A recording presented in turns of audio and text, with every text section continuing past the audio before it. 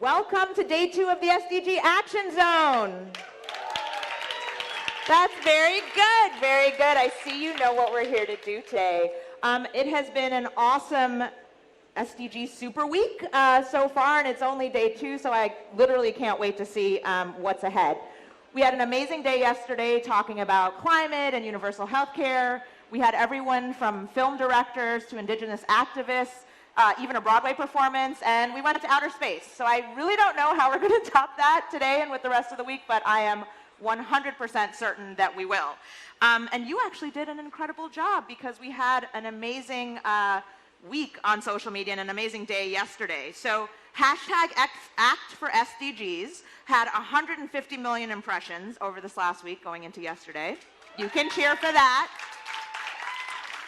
And hashtags For People for Planet and hashtag SDG Action Zone are only on day 2 in that week, as we all are, and already have 66 million impressions. And we just launched those hashtags.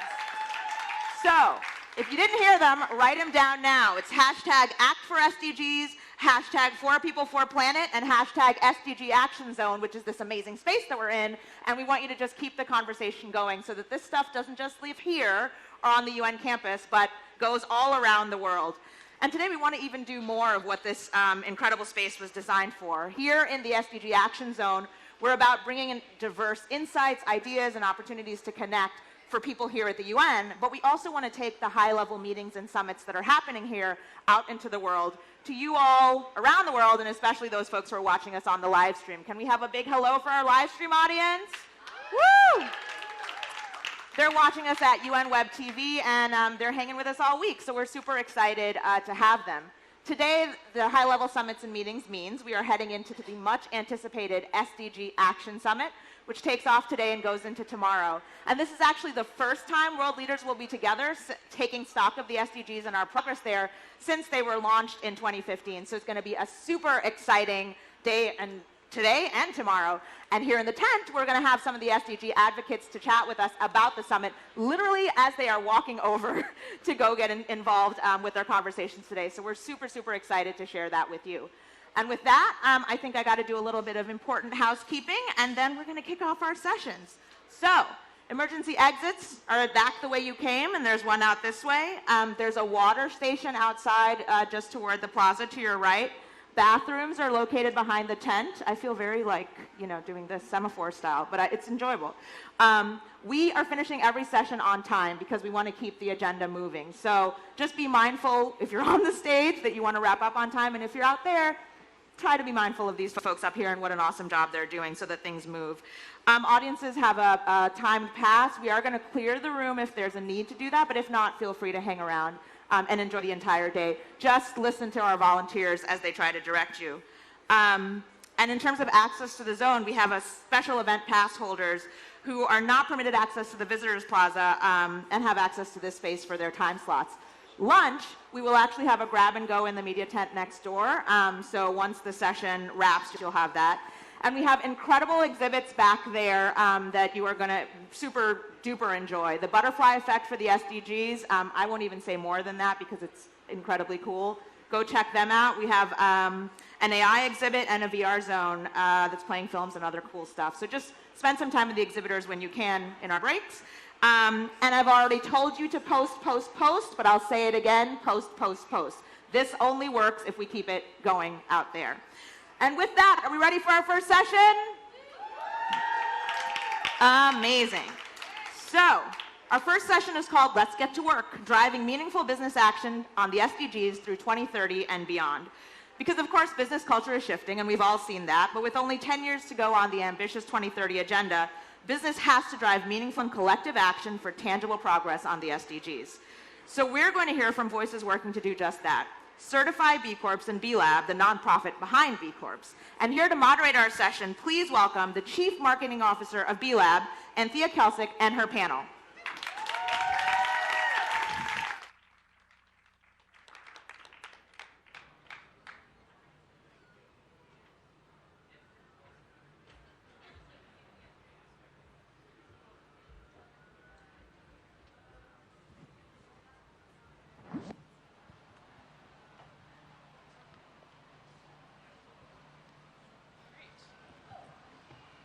Thank you.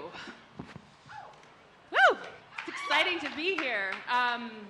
Thank you to the SDG Action Zone for having us today, to the SDG Strategy Hub and Dauda for inviting us into this space today, and thanks to all of you sitting here with us and to the audience in the live stream. It means a lot to us to be able to talk about business taking a role in achieving our global goals. And in particular, for me, it's a special day. Today is my daughter's 6th birthday. And it's important to have this story heard and for us to all be taking action so that her future and those of the youth all around us, those striking everywhere, have a bright future. So for the next 45 minutes or so, ooh, we have a whole hour. I have a 58-minute clock here. We're going to talk about the role of business achieving the global goals, and specifically how business can drive meaningful action against the SDGs. I'm going to start with a slightly bleaker look, which is when we look to the literature, when we look to research, it's clear that the business sector actually has a lot of work to do over the next decade to be a true actor in helping the world achieve the SDGs. I'm going to quote a couple of tidbits here that we have been inspired by to help us take more meaningful action. The first of which is from a Harvard study which says, quote, "A few years into the UN's 15-year timeline, the question is whether companies are advancing serious solutions or are simply embarking on a massive global public relations charade. Unfortunately, the research points to the latter. A dramatic and immediate change in direction will be essential if there is to be any chance of avoiding an embarrassing failure." And one more piece of evidence that we hear from a study from PwC is that while 72% of companies talk about the global goals, that is a lot of companies in the world, just 27% of them actually report on the SDGs, and only 19% of CEOs mention the SDGs when they are talking about the context of their business strategy, their performance, or their outlook. There's a lot of work to do. And today, I'm here sitting with my illustrious colleagues, with a group of companies and a group of people who work with companies who are actually doing the work. We want to be able to shine a light on how to do that work and what it looks like when you're actually taking meaningful action. I'll start by introducing myself. I got a slight introduction, but I'll take it a little bit further. My name is Anthea Kelsek. I'm the Chief Marketing Officer of an organization called B-Lab. For those not familiar, B-Lab is an organization that has been promoting this idea that business should be a force for good for over a decade. We do this through transitioning businesses to a corporate governance structure that is stakeholder-driven and not just shareholder-driven. And we also align businesses to a really rigorous set of standards that help them drive towards meaningful social and environmental impact. Today, I think we are proud to say that we have over 3,000 certified B corporations across the world, of which some of them are represented here, in 150 industries and in over 60 countries. And what we'd like to say is that we are proof that it is possible for business to take meaningful action. It's possible for them to achieve the global goals and go on a path towards those global goals. And what we'd also like to say is that we want to share that work. And so in January 2020, we will be launching a new tool called the Sdg Action Manager, which fits quite nicely with the SDG Action Zone. And it will be a tool that allows all businesses, whether B Corps or not, to really drive towards meaningful action against the SDGs. And we want to share that with the world and allow the entire business sector to be able to make that change. Joining me on stage are several of our B Corp CEOs. I'd like to shine a little light on them, as well as some of our colleagues from B-Lab.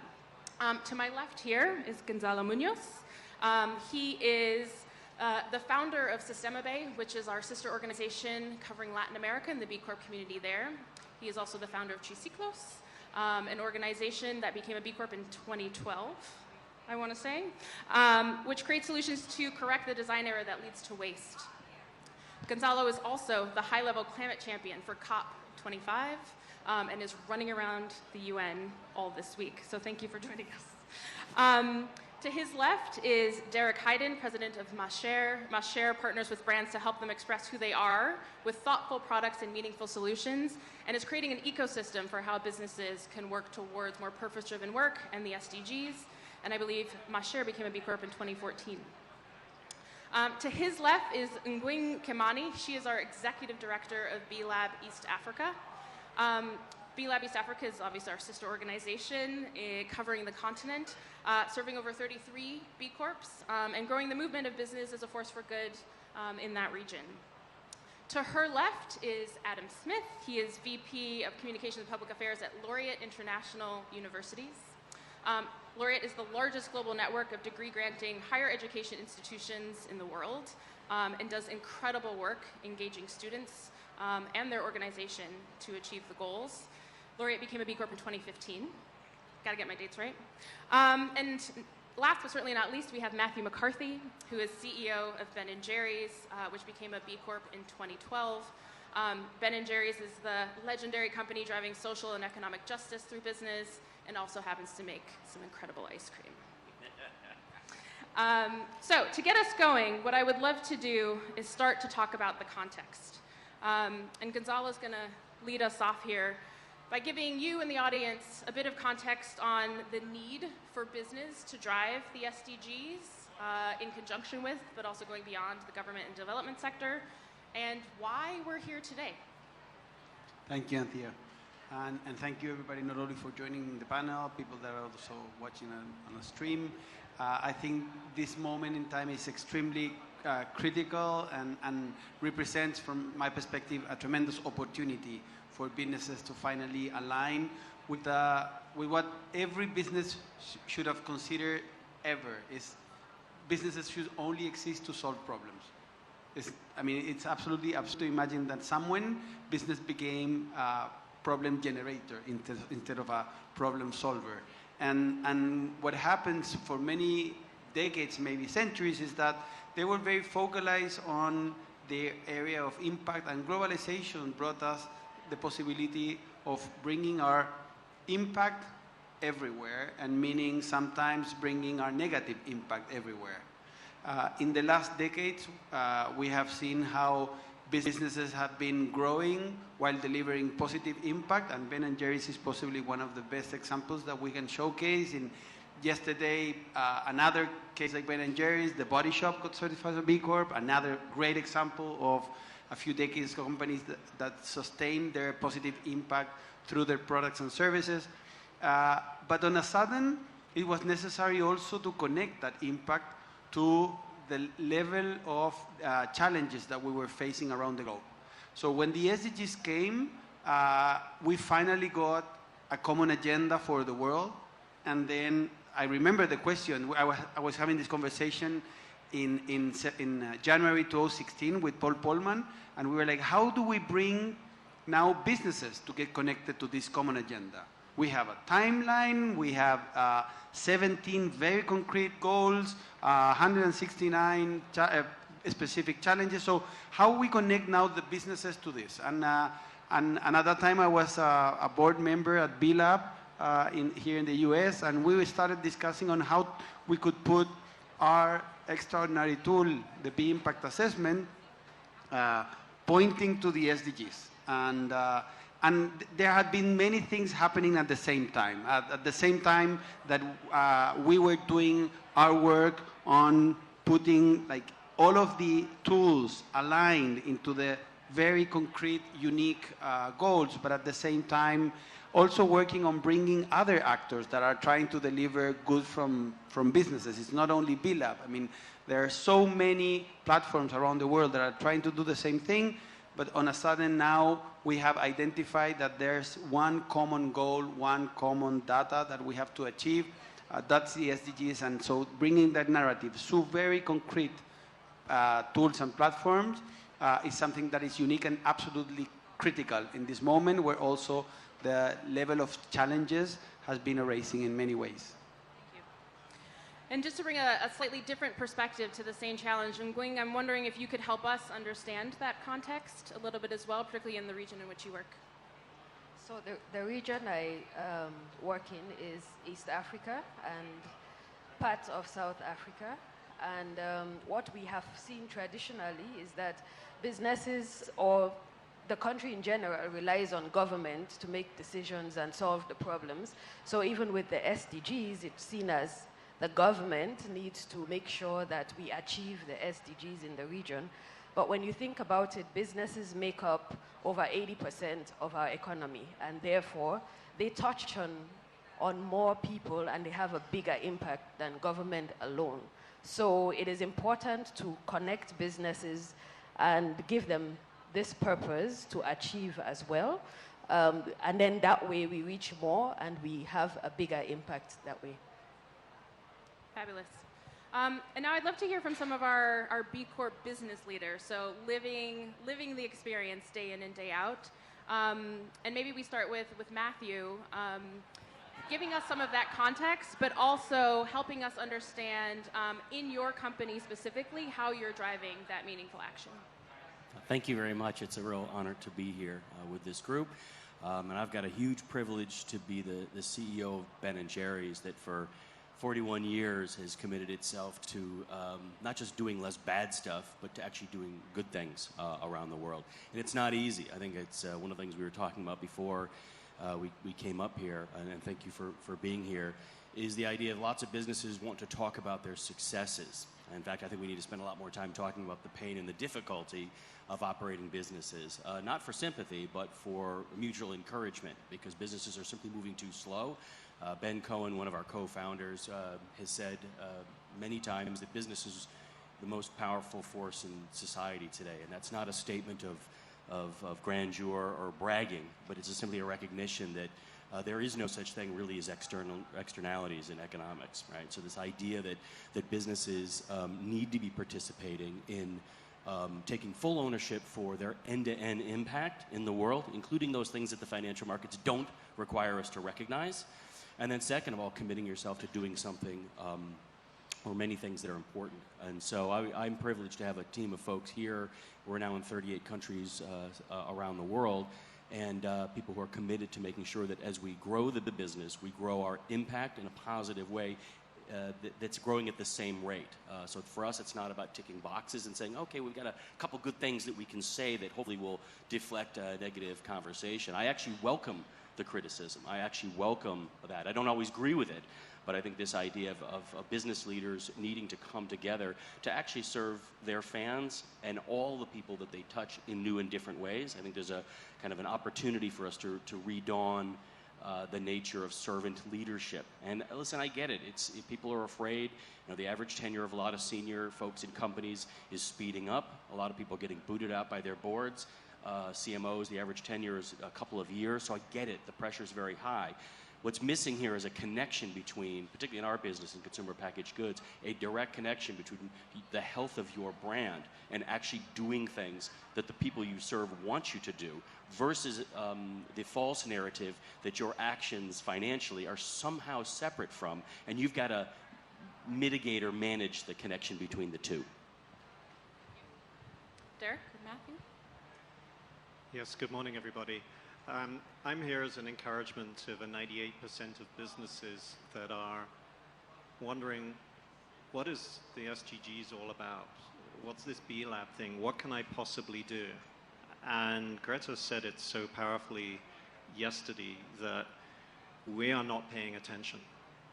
And if we're not paying attention personally, how can we expect our businesses to change?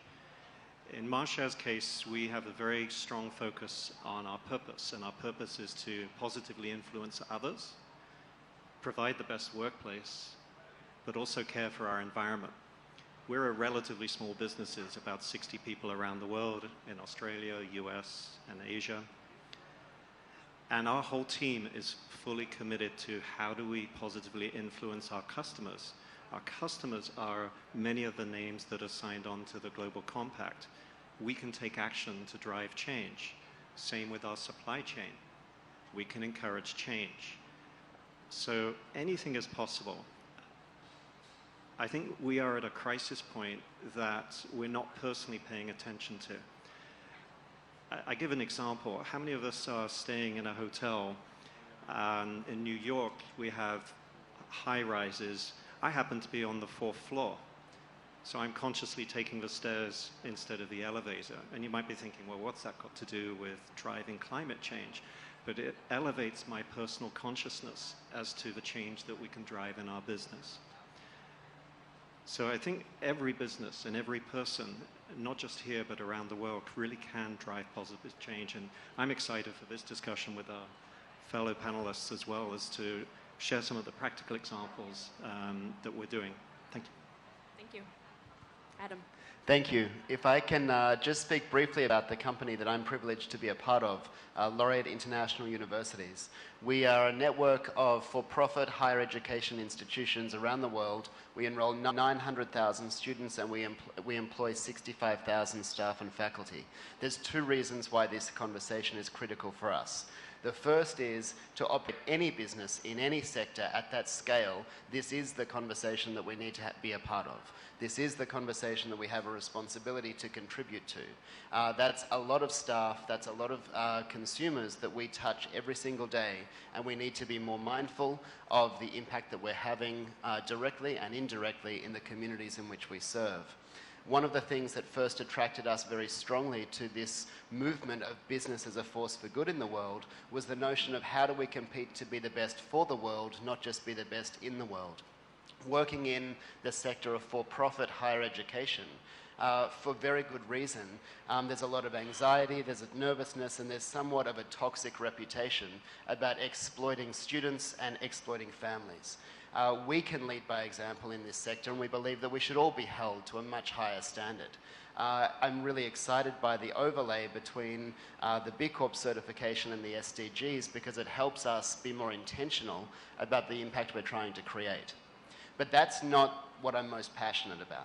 And that's not what I think matters most in terms of our work as a B Corp.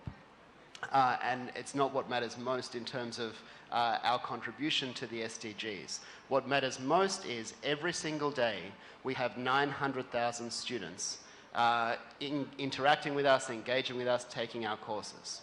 This is a critical audience that need to understand that there is a different way to do business, but most importantly, there's a different way for all of us to exist in the world. There's a different way for all of us to make decisions that make a positive impact on the people around us and on the planet.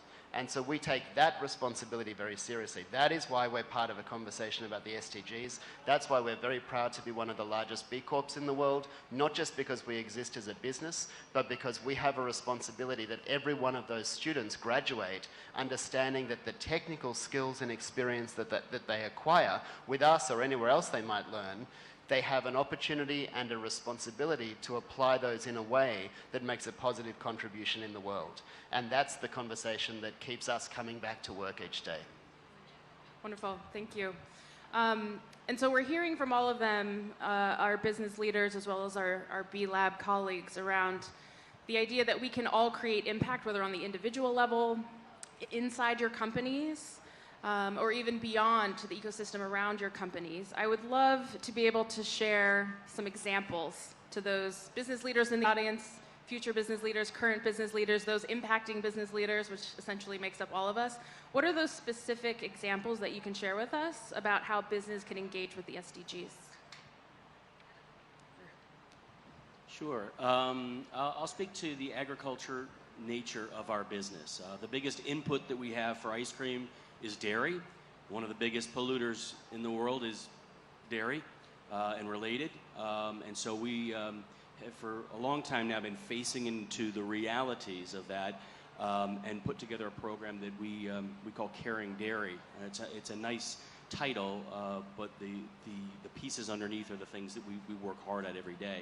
And the idea is pretty simple, is to, again, all of the impact of the dairy industry is not something that's on my balance sheet, but it's absolutely in the products that we sell every day and the impact that we have to the livelihoods of our farmers, the cows and how they're treated, carbon sequestration and the programs that we, through our own carbon tax, are investing in new technologies, and the runoff and the impact that it has to local waterways, and as well to the labor that works on our farms. A lot of it are family farm workers. A lot of them are migrant workers. And so this idea of taking some level of responsibility, and we pay more for the dairy specifically to drive support, compliance in some cases, to the principles of our program. We've got external folks that guide us on that. We like to say at Ben & Jerry's, we don't pretend we're the experts in lots of stuff other than making great ice cream, and we really need the input of others, whether they're NGOs or science experts, to help us build that program and continue to refine it, and then work with farmers directly and farmer cooperatives to put in place these plans and actually to pay a premium for the impact that we want to have. And that's not easy, right? It'd be much easier for me to say, we pay more and we're having a better impact and aren't we great? But the reality is this is a day in and day out struggle because so many parts of the dairy industry are under massive pressures, right? So if you own a dairy farm, you've got all kinds of challenges with a global dairy market right now. So it's not easy being a farmer, and people are coming at you left and right, like, why don't you just close your farm down and not have cows at all? So this is not an easy topic by any stretch of the imagination, and we continue to learn new things, right? So whether it's on the science-based side of things or how we're really driving compliance to the program. And I think the second thing I'd say is this touches on a reality that the right thing to do, the sustainable thing to do, often costs more. And so companies really are struggling, and we struggle, and companies struggle. I see companies struggle with this discussion around how do I continue to grow my margins, have an increased financial impact that my shareholders, my stakeholders, or the market is demanding that I do, and at the very same time realize that a lot of the things that we need to do now to build SDGs into our programs, into our impact, will cost more money. Right? Just kind of call it out what it is and find a way to address that versus kind of brush around the edges. The reality is the supply chains of companies often are the single biggest impact, usually negative, that they have in the world. And so how do you not just kind of tinker around the edges and reduce your impact, but actually engage the fans, we call our consumers fans, or engage our fans in what we're trying to do to make the world a better place.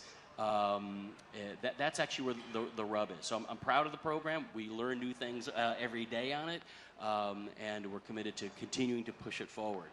Fabulous. And you're sharing a lot of that with the rest of the B Corp community as well as other companies. So appreciation for that. Thank you. Other examples? I can give an example. We work extensively in the travel and tourism sector, and the industry received a lot of criticism when leadership took the action of saying we're banning plastic straws. And a lot of folks said, well, that's good, but what about all of the other plastics, for example, single-use plastic water bottles? And it was very difficult for a cruise line or a tour operator to say, well, yes, that's great, but somebody's spent thousands of dollars for a vacation and they need to have access to safe, potable water. We spent a number of months working with various NGOs. We work extensively with a nonprofit in the industry called Tourism Cares, Tread Right Foundation, the Conservation Fund, a number of stakeholders, as well as people who are operational specific in hotels, with tour operators, handling ground attractions. And we learned the ecosystem of how these single-use plastic water bottles work. Even the underground economy, that people benefit from the sale of these single-use plastic bottles all around the world. We then worked with other nonprofits like Refill the World, which seeks to provide access to potable water, to understand how do we make a business proposition that is actually profitable for all of these stakeholders. And think about this for a second. If a hotelier could switch out selling an $8 bottle of water in room for a filtered water system that is a minimal investment, that is then through Google Maps, basically a QR code to scan to find your local potable water station, attracts additional food and beverage revenue, that a tour operator and a cruise line can then contract with those entities and give favorable terms to those entities, then all they need to do is provide a single-use, instead of a single-use plastic bottle, a reusable water bottle. And we know that depending on where you are in the world, one person consumes somewhere between 200 and 350 single-use plastic bottles a year. So this has the impact of hundreds of millions of plastic bottles not ending up in our oceans. So for us, SDG 17, Partnership for the Goals, is our most critical SDG that we pay attention to. This particular example has direct action around climate change and many others as well. And it's working. our business happens to produce water bottles, so we ourselves have a benefit of helping the world too. So that's how our business works. Well, I would like to highlight two examples. One, I also co-founded Polcura. It's a winery. It's the second B Corp winery in Latin America after Dolium. So in Polcura, we understood that water was a big issue. So we started working with less water, less irrigation, and at the end, we delivered a dry farm wine that got us to the highest scores that we have ever received. And at the end, we managed a way to transform that problem into an opportunity while delivering all of the values that are in taking care of the environment, in taking care of the scarcity of water, into a solution that our customers are willing to pay more for that. So it also reflects on how you, at the end, deliver a better business model. But when it comes to Triciclos, we work in circular economy. We work embedded into the SDG 12. It's all about consumers and produce sustainable production and consumption. So we started looking much more into ourselves, into our value chain, and what we easily discovered that the SDG that really connects us more to our practices is the SDG 4. It's about not only gender equality, it's about gender leadership. It's not about having the same number of women and men. It's not only having the same level of income and salaries. It's about getting the opportunity for women to lead, for the feminine values to lead. And the truth is that's all about maternity.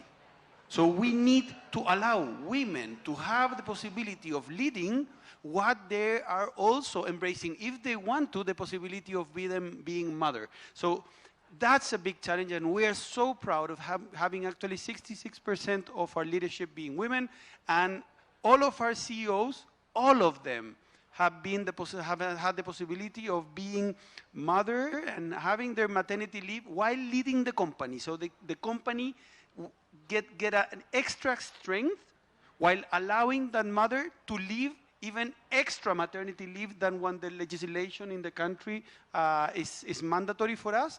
And I have to acknowledge all of the effort of the organization. Of course, it was expensive. It took a lot of extra effort, but at the end, it took our organization and the 350 people working there to a level of commitment with the cause, with the values of the organization, and with the group of people that we would never have been able to reach if we were not really, really understanding the power of feminine leadership. Amen. Yes, thank you. Okay, so we have a number of our B Corps that are doing amazing things, but I'm going to give two examples, both centered on SDG 8 for decent work, because unemployment is a big issue on the continent. So one of our founding B Corps, called DAPROIM, they have focused on employing the unemployable. That means that they find those who maybe they had a diploma instead of a degree, and they are finding it difficult to access the jobs that pay well in the city. So they hire them and they train them to do outsourced work online. And this has been amazing because they've reduced unemployment. They've made their own small dent, and they've increased money in the pockets of these youth, because she employs mostly youth. Also, we have another business called Soccer, and Soccer works with artisans to train them how to do refined jewelry, and they sell them to high-end individuals. Oprah has won some of their jewelry, and so that has also been inspiring for the artisans who traditionally, their work doesn't sell a lot when they go to the local markets. So partnering with Soccer, they've been able to achieve more and earn more. To work in education, it's almost difficult to choose one SDG because I don't think any of them can be delivered effectively and to their fullest potential without being underpinned by access to education. access to ideas, to knowledge, to experience, to technical skills, to research that help us make serious advancements in each area. Obviously, the lens through which we approach everything we do is around access to quality higher education. And given our scale, one of the constant challenges that we have is how to balance those two. How do you achieve scale without compromising quality? And then within that, how do you continue to create access? And the challenge there is, one, being competitive within the markets that we exist in, but two, how do we use every opportunity we can to give back to the community and create pathways into our universities for those that have typically been underserved. 47% of those that we enroll in our universities all around the world, particularly in Latin America, are first in their family ever to access higher education. Last year alone, we gave $700 million in scholarships and discounts to advance this access agenda, and that's something we're absolutely committed to going forward as well. So for us, it's about quality, it's about that SDG number 4, but again, balancing how do we grow a sustainable, successful business, but not lose sense of who we most need to serve if we're going to make an impact on the SDGs, including number 4, but beyond number 4.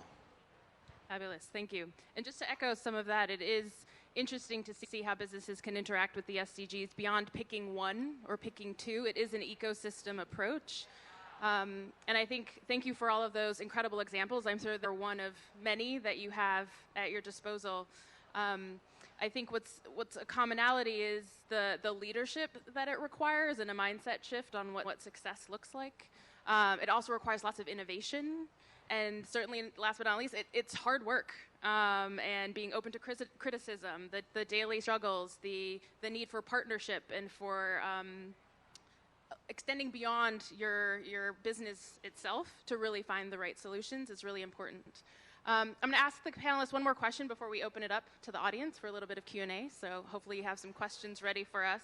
But I'd love for everyone to just take a moment and think about some of the outcomes that we could see. If we are successful, which we need to be, if businesses take the SDGs to heart over the next decade, what is one outcome that you think is truly possible?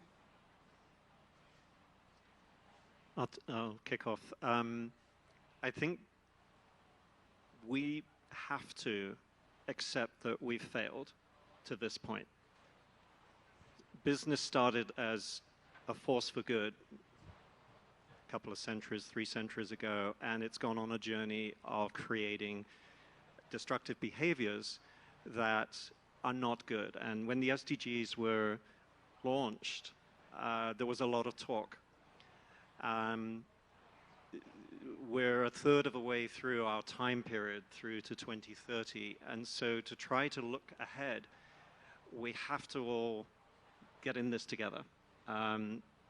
The B Corp community is the most connected community I've ever had the privilege of being a part of, because we are sharing our struggles with each other in a very safe environment and learning from each other by sharing these struggles.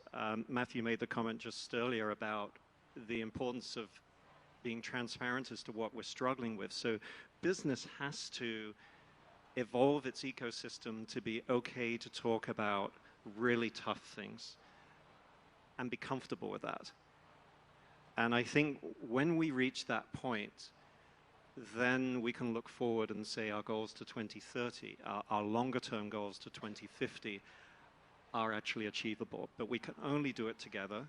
I would urge people to look at the B-Lab impact assessment and not look at it as an unattainable target, but look at it as a step one in a journey. And step one in a journey of discovery, of connection and interconnectedness that leads business to become the force for good again that it used to be.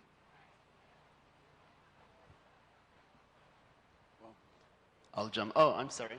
No. For me, if we think about what is the single difference we would see in the business community if we were to take our approach to the SDGs very seriously over the coming decade, to me, the single biggest thing that would need to change is moving from a very short-term focus to a very long-term focus. Like many other businesses, we exist as a publicly traded company. It's very easy to get caught in the cycle of quarterly reporting. We look at our enrollments, we look at our financial performance, we look at our profit, we look at a whole range of very traditional measures and metrics, just like any other business does in the world. And obviously, you make decisions based on making those short-term incremental improvements. But I think the SDGs require us to do that and have a much longer-term view. In education, you have to have a longer-term view. It's not just what impact do you want our graduates to have today, but what are we preparing them for in the future? And I think the approach we need to take to building a successful business and a community of businesses is very similar. So it has to be that shift from being very short-term to long-term focused. I necessarily connect to the idea that we are now also facing some challenges that we need to solve very urgently. So in order to move towards not only the SDGs, but to that long-term vision, I like this idea that we're also implementing very vocally, not only at Sistema B, but actually also worldwide and on the system failure declaration, that somehow at least we have to tackle rapidly climate change and inequality. So I really dream on the possibility of all B Corps enlightening the path for every company in the world to be carbon neutral prior to 2030, and also to give a living wage to all of their employees. I think those are very relevant commitments that will also shift our mindsets, will allow us to also connect much more to other relevant causes through understanding inequality and through understanding the impact that we have created in this climate crisis. You will immediately detect many other opportunities that are already very well properly shown through the SDGs. So I think that imagining that feasible dream of every B Corp, every company in the world tackling carbon neutrality and living wage is something that we must do in the next decade. Any other thoughts? As a convener of businesses and a supporter of businesses, I think for me, what I would really like to see is businesses take purposeful action and pick one or several SDGs, use the SDG Action Manager to track their progress, and especially provide decent work to their workers, with the intention that I'm providing decent work, and like Gonzalez said, is I'm paying you a meaningful wage that will actually affect the economy, that would actually reduce poverty that you're facing, and give you access to so many other things, because that's the main challenge that I'm seeing in our region. When I look forward, there's probably two things that jump out as I was thinking about your question. The first one is, if business takes action, it will survive. If businesses don't, they're cooked. They just don't know it yet. They are literally out of business if they're not taking action on these spaces. And we see it happening around. It's not like it's going to happen. It's happening now. The second thing is speed. One of the things that business has always had on its side is its ability to change quickly. Governments don't necessarily have that. Businesses can. And that same speed with which we see lots of big incumbent companies literally going out of business. Companies that we thought, God, I never thought that business would go out of business. Boom, gone. Market capitalization, boom, gone. That same speed can be flipped around if businesses embrace the idea of really flipping the capitalist model, putting the people that you serve and that you touch in the primacy role. We can have that same amount of speed versus fearing the negative side and working to not get crushed in the marketplace as a business, but use that speed and that agility on the other side to actually take actions and embrace in a big way. Fabulous, thank you. So we'll open it up to questions now. I believe we have do we have a mic? Thank you. Thank you. I'm Laura Koch, Dolium Wine, certified 2014.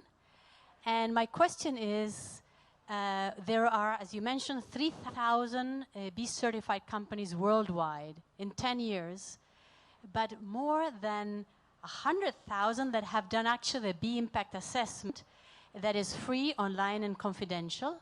So why this disparity? When you do the B impact assessment, it actually, for many, it changes your DNA or your journey of your company towards sustainability. Why this? If you can explain also what is the rub that is changed, and what is a benefit corporation versus the B certification, please. Thank you. And Nguyen or Gonzalo, do you want to talk about? I can take the first first one, and then maybe you can take I can do the second one. The second part. So I think that both are great, great news. Having 3,000 certified B Corp in 163, 63 countries and representing 150, 180 industries, Dan, if I don't, is it right? Yeah. Okay, something like that. Well, that's amazing. That's fantastic. And that shows the level of pioneering that we have in our community, right? But the other one is also fantastic. Having, I don't know if actually is 80,000 or so companies using the B impact assessment as a tool for managing. Some of them might never be able to reach the 80 points and the level of certification, but all of them had increased in their culture, have increased in their knowledge about their impact. They have changed their culture. I'm sure about that. So I remember perfectly when we decided that it was not about having all companies in the world getting certified. It was all about having all companies in the world to behave like a B Corp, to understand that you have to first learn about your impact and learn on how to manage it in a meaningful way. If that takes you to become a B Corp, great, fantastic. Join this community, help us improve the common impact that we can achieve together. But at the end, it's about yourself. And through that, through the change that you generate, even though you don't get certified, you're also helping to achieve the SDGs. So that's why the action, the SDG Action Manager is so useful in this right moment. Because again, it's not only about the B. It's about the global common agenda. And the second question was around a common question that we get, what is the difference between a certified B Corp and a benefit corporation? The latter, a benefit corporation, is a corporate governance structure that legally bounds a company to deliver value to all stakeholders and not just shareholders. It's a legal designation. And the certification is just that. It is a rigorous set of standards that B Lab has developed to help those companies manage to social environmental impact and allow them to become certified as B Corps. There are companies that are one of those things. There are companies that are both of those things, but they are separate designations. Any other questions?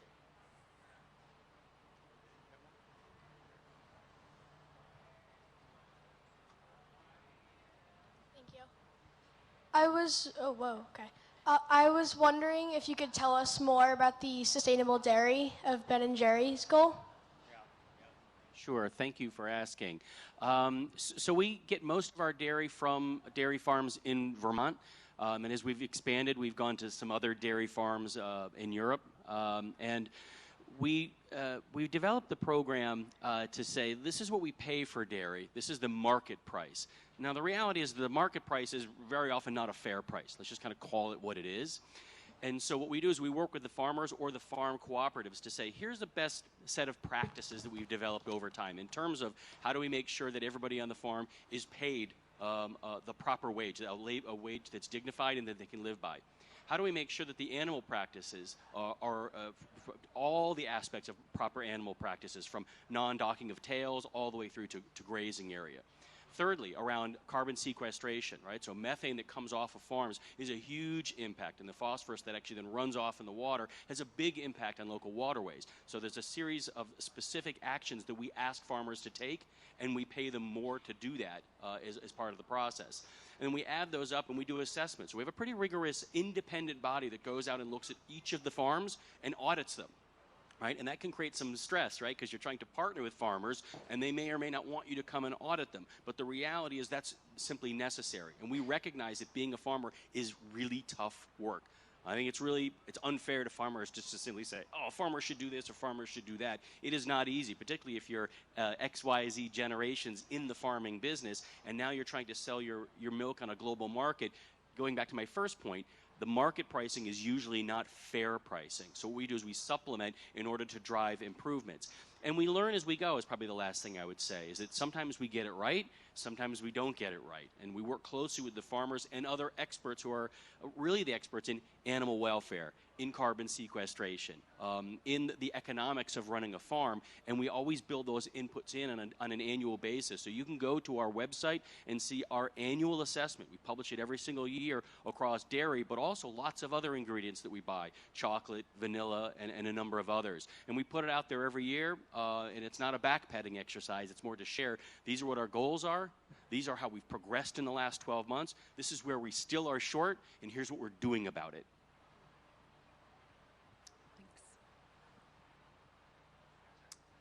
Any other questions?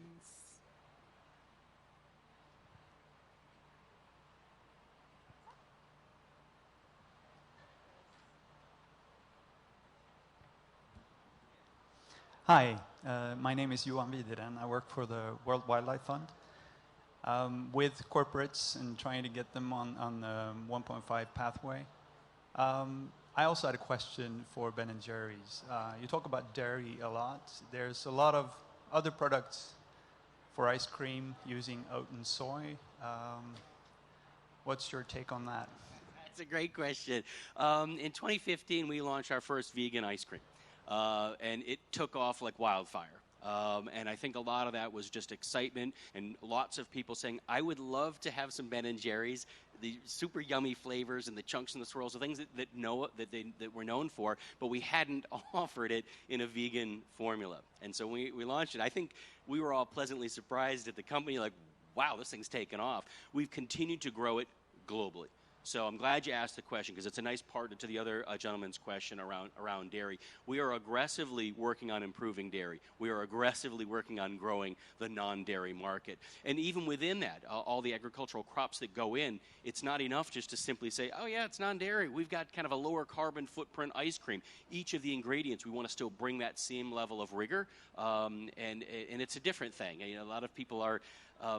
a lot of the consumption of non-dairy ice cream is from people who are crossing between dairy and non-dairy. So it's not only people who either choose to or cannot eat dairy products. We see lots of kind of crossing back and forth. That's really exciting.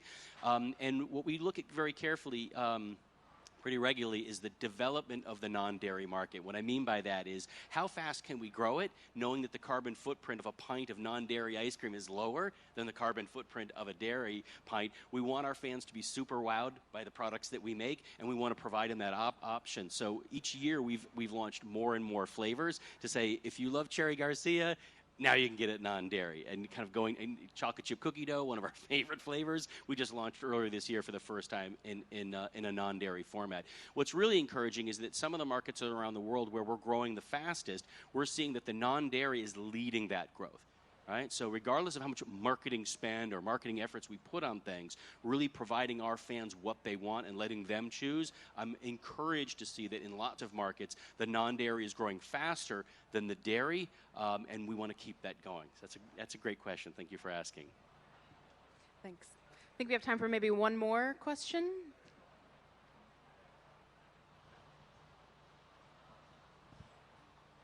Hello. My name's Susan. I'm a Google expert. This is a little bit controversial, but could I ask, some of the people who are actually working with the SDGs, they are the perpetrators. So, for example, I love what Ben & Jerry's do. We are connected on social media. But, for example, Grant Thornton, working with the United Nations on the Sustainable Development Goals, but at the same time they make people homeless in Ireland. So how are you going to kind of like track everything and say, you can't be greenwashing and say, we do all this, but look at what the state of the country is or wherever. So basically, yeah, that's kind of my point is, how can you do one and take with the other? And that's the Grant Thornton, you know, massive big asset management company, and Deloitte do the same in Manchester.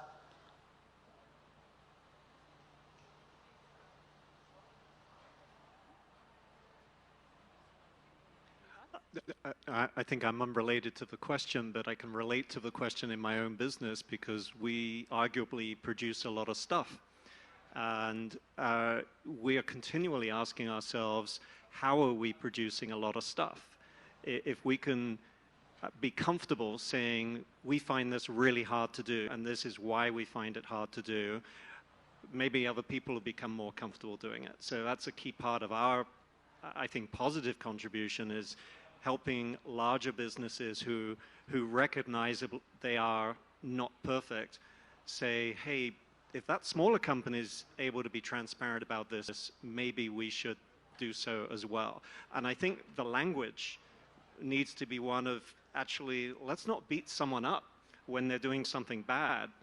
Let's encourage them to talk openly about it and what can they actually commit to doing, and then hold them to account on that. And I think the business climate in general is very against that, and so you tend to get the language of words as opposed to actions. But actually, Matthew and I were chatting about this before the panel. If we can encourage business, and I do believe the assessment process, the B-Lab assessment process is a critical tool for this because it's transparent. You can't lie on it. You just can't. And so I think to the earlier point about the 80,000 businesses that are using the impact assessment but have not actually gone down the certification route, the challenge to them would be, hey, be a little more public about how you're using the tool, and you'd be amazed what good things will come from that. I don't know if that helps, but that's my perspective. I can just add to that a little bit as well, having this perspective of working with lots of different businesses. And going back to the earlier research that I quoted, where I hear you in that many businesses are talking about the SDGs, but very few are taking explicit action against them. We live in a moment where they are not legally required to take that action. There are not necessarily government mandates to make them take that action. And we also have capital markets that sometimes reward them for not taking that action. And so I completely hear what you're saying. I think the response to that is about providing companies the pathways to take that action, whether it's the Sdg Action Manager, which we are creating in partnership with the UNGC, or many of the other tools that are out there, like creating clear, viable, tangible, measurable tools that allow them to take action. A lot of companies just don't know how. And then also realizing that, particularly over the next 10 years, maybe a little bit further out, it will be a business imperative to take that action. They will no longer have the choice, and I think as Matthew mentioned earlier, businesses will start to fail if they are not taking that action that really delivers to stakeholder value. I think also to add is that from my experience, when the SDGs are talked about, it's mostly in development language. So businesses who don't identify as being in the development space feel like they are removed from taking action because these are SDGs. These are for people in development organizations or NGOs are responsible. Sorry?